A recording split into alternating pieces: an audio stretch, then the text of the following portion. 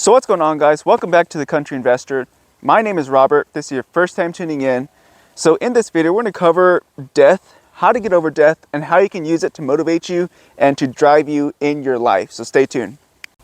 So death is not something that we typically want to talk about. And so that's the reason I wanted to put this video together, because we are, as a society, not really quote unquote allowed to talk about death. It's always a negative aspect of it. But in this video, I want to bring out the positive aspect of death and how you can use it to fuel you. This can be death with it, whether it's your wife, your husband, your mom, your dad, brother, sister, friend, best friend, whatever kind of death that has impacted you. And maybe you're in a rut. Maybe you just haven't overcame the death yet. Maybe you haven't been able to move on. I was there. For me, it was my mom. My mom had passed away. I was young. I was 21 years old. It put me in a dark place, and I didn't know how to get out of it.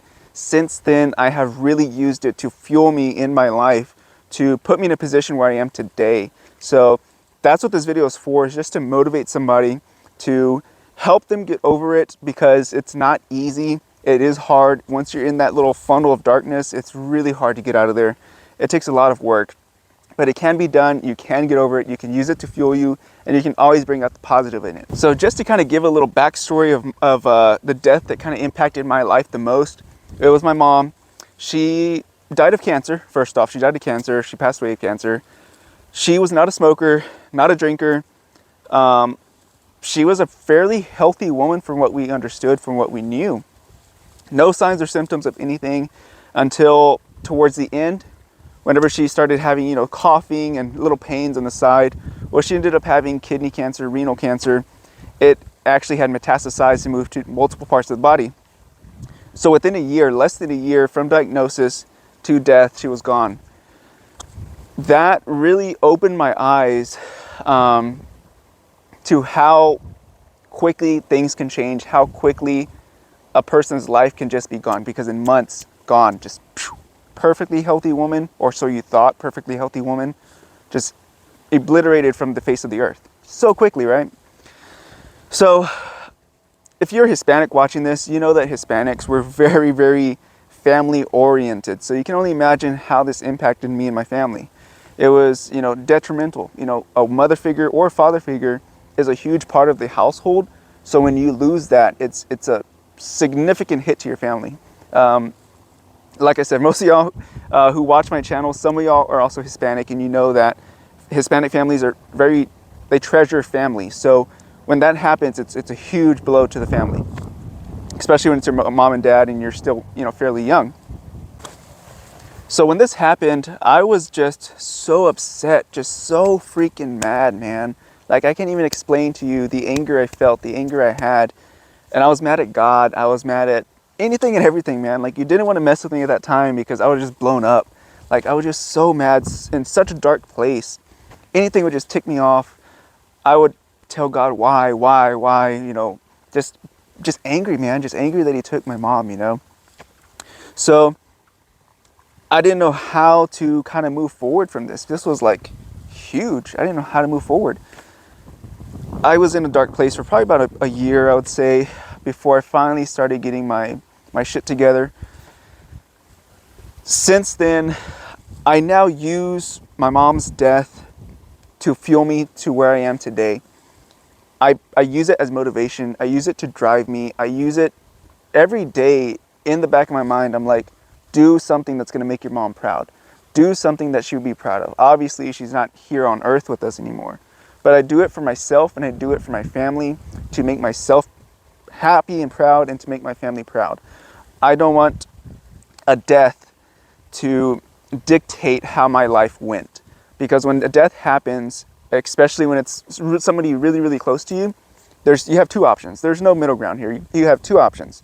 You can either, one, use it to fuel you for the rest of your life, or two, use it to deteriorate you and to negatively impact your life.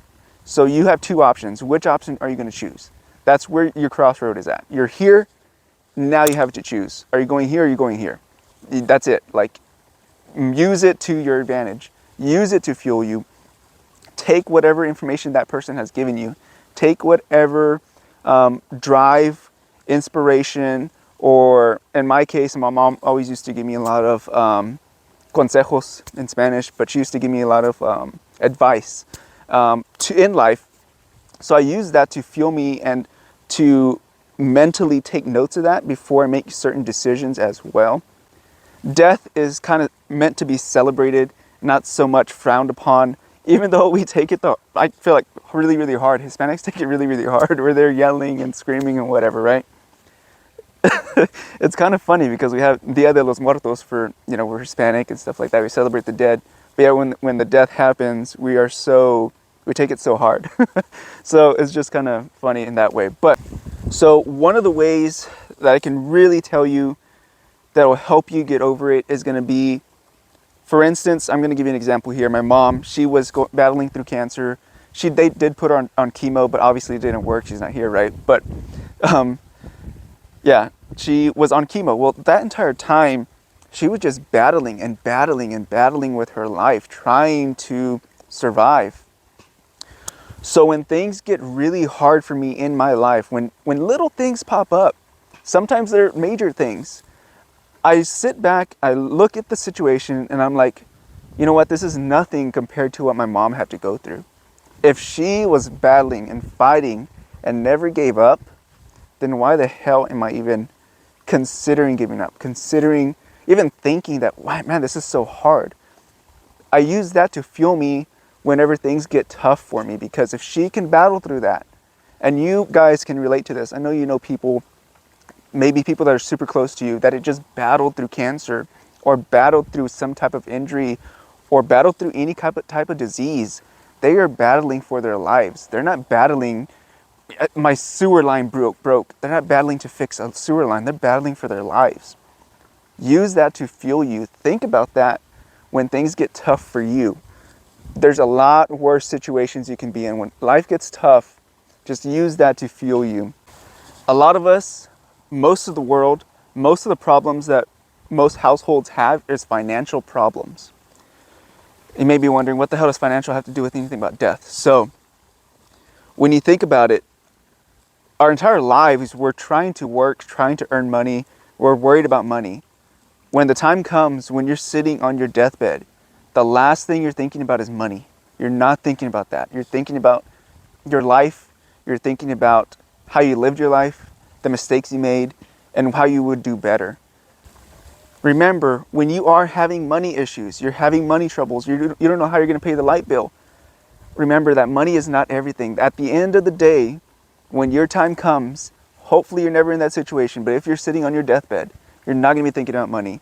The real things that matter in life come up when we are facing death. Money isn't going to be an importance when you're there.